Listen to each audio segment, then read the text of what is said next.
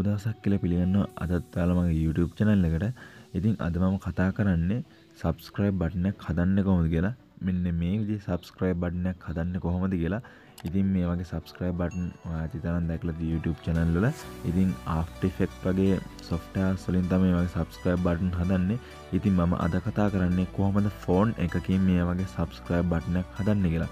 ඉතින් මේකට අවශ්‍ය සියලුම template නැත්නම් animation ඔයාට ඒවා ඩවුන්ලෝඩ් කරගන්න ඒ වගේ links මම පල්ලා description එකේ දාලා තියන්න.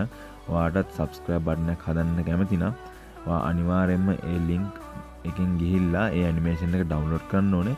ඉතින් අපි වැඩි කතා නැතුව වීඩියෝ එකට යන්න. ඉතින් වීඩියෝ එක යන්න කලින් මතක් කරනවා මගේ YouTube channel එක තාමත් subscribe කරලා නැත්නම් අනිවාර්යයෙන්ම subscribe කරන්න. ඒ වගේම එහා තියෙන bell icon එක click කරොත් තමයි මගේ videos වල notification එක ගාවටම ගෙන්න ගන්න පුළුවන් ඉන්නේ. හරි අපි දැන් වීඩියෝ එකට යමු.